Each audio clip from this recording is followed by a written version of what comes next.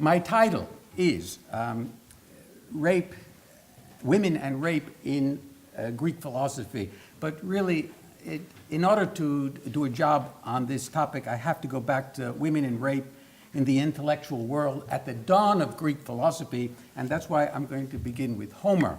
In the second book of the Iliad, Nestor, the humane, experienced, wise old man of Pylos, exhorts the Greek army to sack Troy and rape the wives of Trojan men. I'm only going to read my translation and not the Greek. All the translations except where noted are my own. He says, therefore, may no one hasten to return home before he has lain next to the wife of Trojans and has thereby avenged the assaults on and groans of Helen.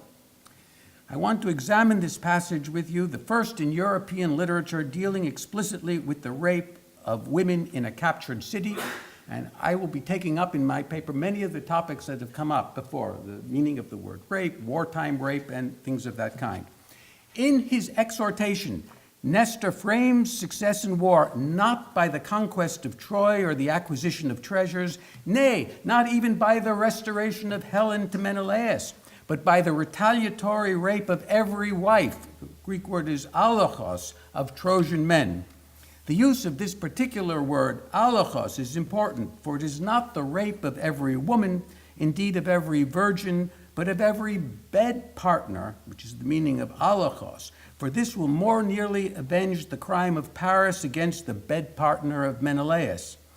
Every married Trojan man and every married Trojan woman will pay for the suffering of Helen, the assaults Helen suffered, and her groans.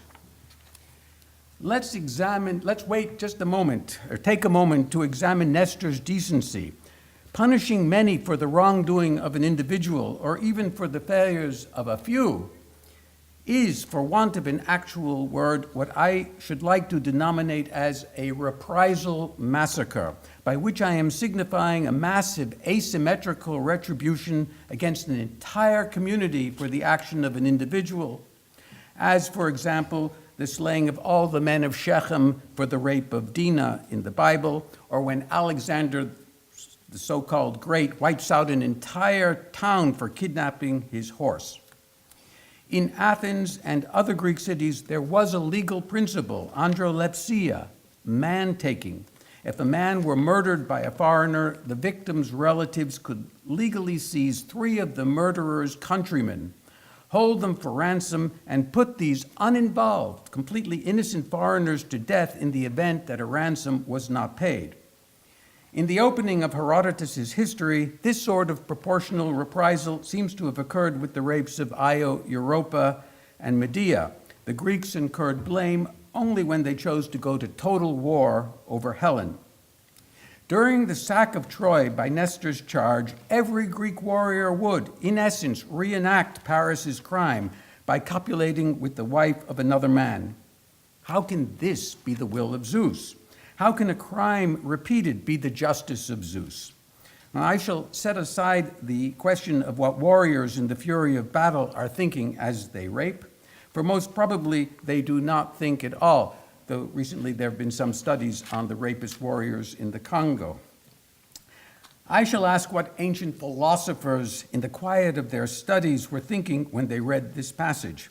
Philosophers examine life. Like us, we would suppose, they must surely have noticed that it was not some tipsy, bloodlusting, randy youth putting forth this view, but Nestor, the wisest and most level-headed of the Greeks, whose counsel was sought in every crisis in the poem. Well, I'm going to address this general elemental attitude about women from offhand comments of the Greeks, and I've chosen what Thucydides says as he scolds Agamemnon for his hubristic affront to Achilles, and this is the second passage on the handout, and I've indicated by numbers in some brackets around the passages that I'm going to focus on. I'll read the passage and then focus on those passages. Son of Atreus, what do you blame now or have need of? Your tents are full of bronze and many women. Specially selected are in your tents, whom we Achaeans gave to you first whenever we would capture a citadel. Or is it gold you still lack, which some horse-taming man of the Trojans will bring from Ilium as a ransom for his son? A son whom I or some other of the Achaeans have tied up and brought in? Or is it a young woman you lack, whose sexy flesh you may screw, a woman whom you will hold back for yourself? It is not fitting for you, since you are the commander, to lead the sons of the Achaeans. Oh, baby dolls, sorry insults, you women of Achaea, not men. Let's go home with our ships, and let's leave this man Agamemnon here in Troy to bake his penis in her oven, so that he may know whether we can bring him aid or not. This man Agamemnon has dishonored Achilles, a great man better than he. You see, having taken her, Agamemnon holds her as his prize, having seized her. But though there is no ire in Achilles' breast, he is remiss. You see, otherwise the son of Atreus would have insulted his last insult.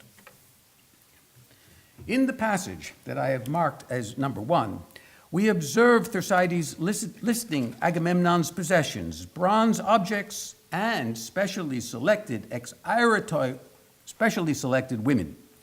We may infer that though the objects are deliberately listed in no special order, the very modifier of the women, ex-airetoi, specially selected, implies that while many bronze objects are worthy prizes, the women, to be worthy, must be specially selected. Ordinary ones are to be discarded. In the passage marked as 2, Thersites attributes to Agamemnon the desire of obtaining a young woman who is particularly sexually attractive. We know from other accounts in classical literature that during a mass rape, extraordinarily attractive women were singled out in advance as prizes for the leading men. In passage 3, Thersites insults the Greeks with the familiar aspersion in Antiquity of calling men women. This occurs in his deliberate rhetorical climax, starting with pets or coddled children, the word is pepones, growing to sorry insults, and finally to Achaean women, not Achaean men. And in passage 4, the dishonor to Achilles is expressed in terms of Agamemnon's seizure of his plunder. There is no hint of the humanity of the captive, of her being a human being, an end in herself, as Kant would put it. She is but the plundered token of a warrior's honor. Later, in Book 6, in one of the passages celebrated for its humane warmth, Hector meets Andromache, whom he loves at the Scaean gate. She is with an attendant who is carrying a baby boy identified not as their son, but by his patronymic Hectorides, the son of Hector, as though being the son of his father is all that mattered, as in fact it is. Radiating affection for her husband, Andromache scolds him for his lack of pity for her and for the baby. Soon all the Achaeans will kill him, she cries, and she would be better off dead than face what is in for her. Her father and 7 brothers all have died by the hand of Achilles on the same day. And though Achilles accepted ransom from the maternal grandfather of Andromache for her mother, Artemis struck her dead. Hector, she sighs, is her whole family now.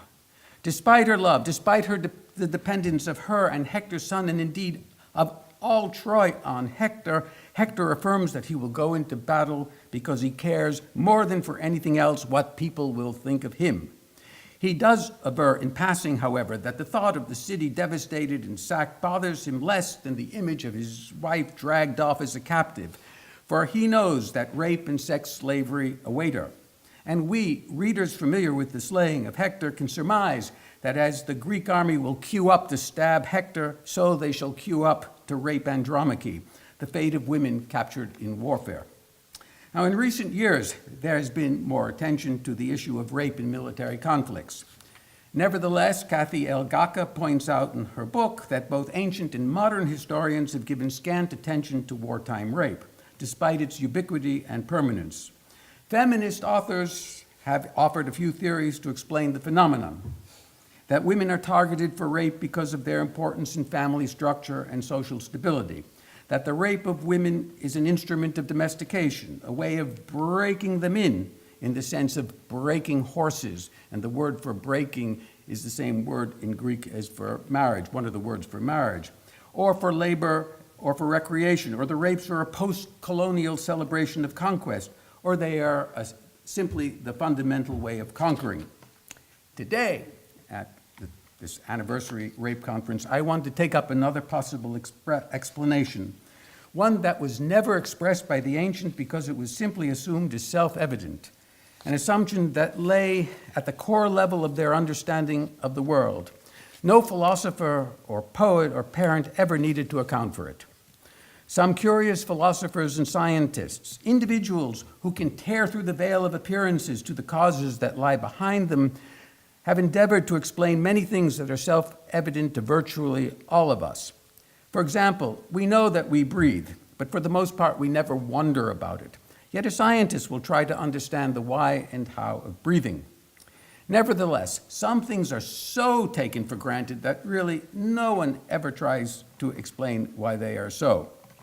The reason for the silence about wartime rape in antiquity, in the philosophers and in everybody else, is, to put it quite bluntly, first, that for most of human history, the purpose of women as a form of reproductive property has simply been self-evident.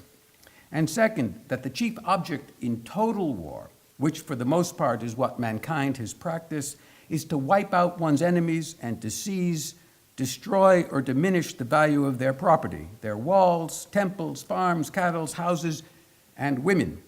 In the thinking of ancient men, women were a form of property. When the Babylonians, under siege by the Persians, strangled the women in their houses to make their food last longer, they were operating no differently from Roald Amundsen or Robert Scott in saving their pack animals for food during their explorations of Antarctica. When soldiers raped, they were destroying the value of the female living property of the men whose cities they sacked. Gang raping was vandalism. Killing the women after raping them was the analog of laying waste to a vanquished city. The more precious the destroyed object, palace or temple or princess, the more absolute the victory. Raping and impregnating a vanquished city's women would render the offspring impure to the city's surviving inhabitants, ethnically cleansed, to use the modern concept, but the ancient concept, to the victors. Total victory to the victors. And to eradicate an enemy's culture was the signal triumph of victory. That women were thought no differently, essentially, from bronze utensils or other objects is clear from their use as prizes, trinkets to be awarded to soldiers for their conduct in battle. Of course, slaves, regardless of sex, were often treated callously. Plutarch, in the life of Cato the Elder, condemns Cato for his meanness because he treated his slaves like beasts of burden, using them till they were worn out, and then, when they were old, driving them off or selling them, utterly disregarding any human connection with them. Plutarch observes that a kindly man will take care of his horses and his dogs and his slaves too, when in their old age they need nursing. Despite Plutarch's more benevolent attitude than Cato's, there is a sameness in regarding the slaves as property. Now, why, on the topic of rape, on the topic of the rape of women, are philosophers and men of science mum? The answer, I think, lies in the intellectual tradition of antiquity that viewed women as material objects devoid of a fully human soul. By intellectual tradition, I am referring to the medical and philosophical writers who were unable to conceive of women except as a material requirement for reproduction. I shall briefly survey a few of the conclusions of the authors who established the scientific description of women. Aristotle observes in the Metaphysics that men and women do not differ in species, although there is something more than an accidental difference between them. For Aristotle, the distinguishing mark of males is their capacity to father a child, that of women to bear a child, and corresponding to these capacities are the organs of reproduction. Aside from these two facts, modern science has shown everything the ancients speculated about reproduction to have been wrong, as Hella Spurer showed in her paper. Central to Greek thought was the idea that the male is the most perfect animal and that the female is a defective male. The reason for this greater perfection is that a woman's temperature is warmer, that a man's body is warmer than a woman's, that a man's body is warmer than a woman's, and Heat is the fundamental principle of perfection in animals, a view from the Hippocratic writers on. Aristotle says that the male has a greater supply of vital heat, which enables him to produce perfect semen from his blood, whereas the cooler, imperfect female is capable of producing a different kind of semen, the imperfectly concocted catamenia, or menstrual discharge. Galen, a Platonic monotheist, asking why God would purposely make half the human race imperfect and mutilated, finds a great advantage in the mutilation.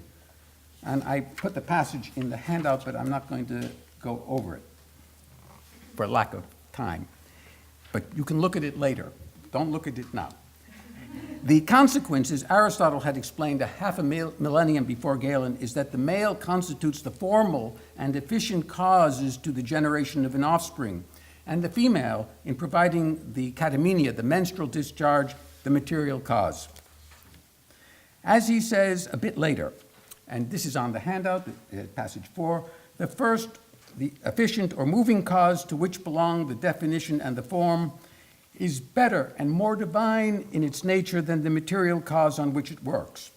For the first principle of movement, whereby that which comes into being is male, is better and more divine, and the female is matter, just material.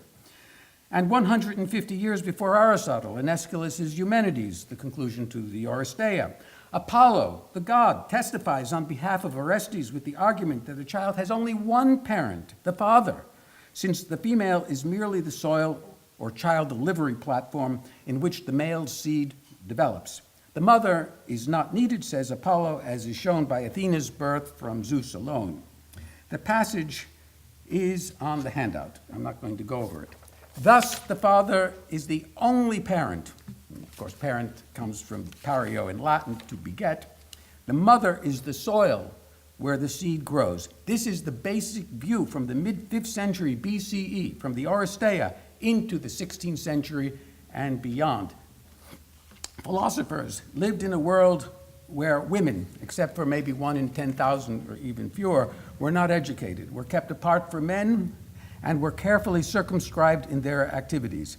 The women that philosophers knew from literature were, with almost no exceptions, sex-crazed. These included Phaedra, Deianira, Clytemnestra, Medea, Hecuba, Helen, and even Iphigenia. Goddesses, in addition to being sex-crazed, were vengeful and intolerant of rivals. Exemplary women like Alcestis were obedient, loyal, and self-sacrificing. The celebrated marriage of Odysseus and Penelope did not keep Odysseus from piratical raids that included raping women. Penelope's best quality was her chastity, for chastity maintained her value. A sexually violated woman lost her value.